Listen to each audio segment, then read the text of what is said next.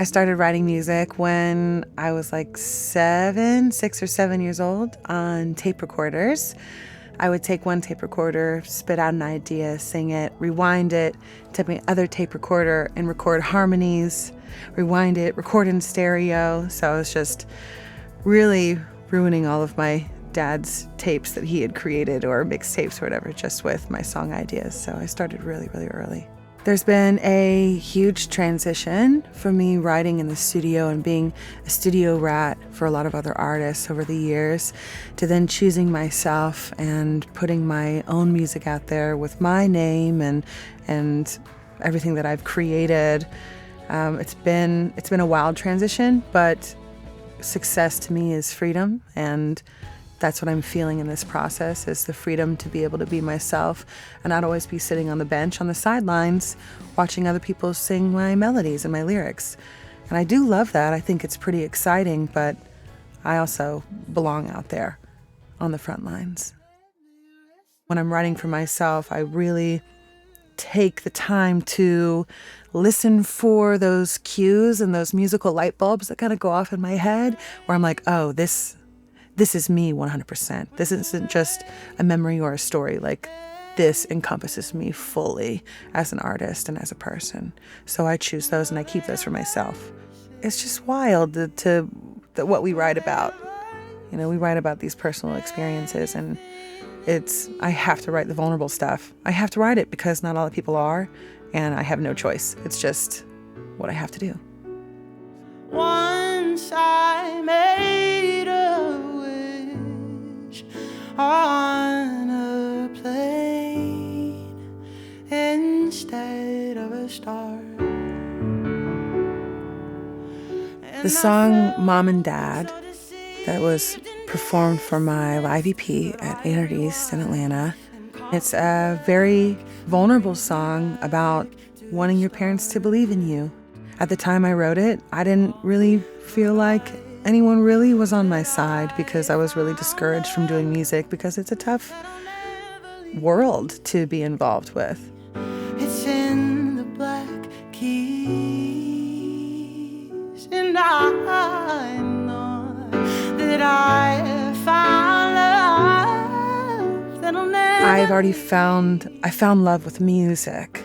So why is my family pressuring me and wanting to know who I'm dating or what's going on, or am I going to have children? Am I going to get married? It's like, well, my time and my focus is music, and I'm making those personal sacrifices to focus on music.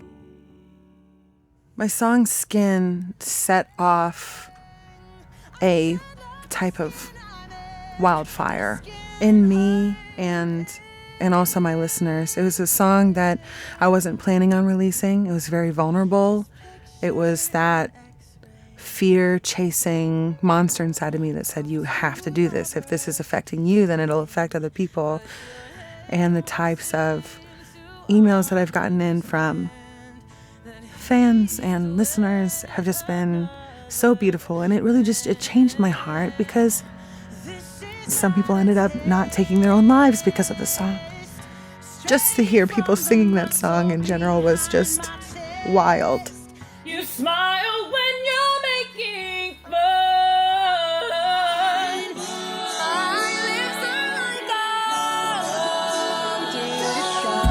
I should love the skin I'm in. I should love the skin I'm in. The power of music is just astronomical. And you don't know what your little ideas or insecurities or vulnerabilities can create. So you have to do it. I have to do it.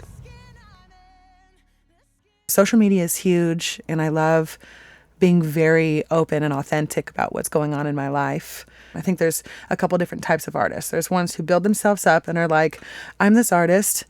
Here's a sheet in between us, and you're the fans, and this is what I've created, and it's cool and it works, and it's this type of artistry. And then there's other artists who are like, hey, I'm here, and the fans are like, oh no, you're up there, I'm gonna build this wall in between. And you're like, as the artist, trying to take that wall down and be like, no, I'm a real person, come in, you're welcome. And so I want my fans and my audience to know that they are welcome into this world, and I'm a part of theirs.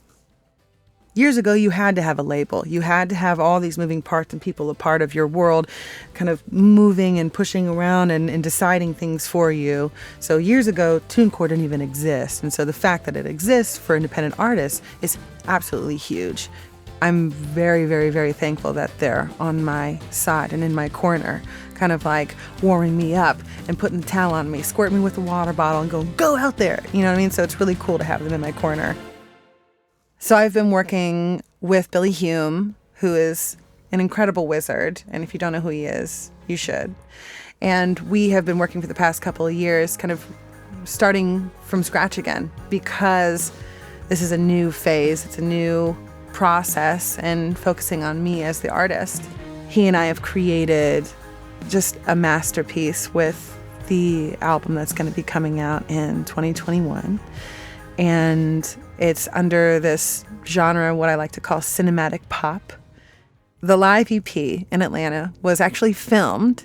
And so if anybody likes the music, the video is beautiful and you can feel like you're in the room with us. Most artists don't put out a live EP until they have 3 or 4 or 5 albums under their belts. And I'm doing things a little bit unusual. I'm putting out the live album first. So it may be different, but I do things differently.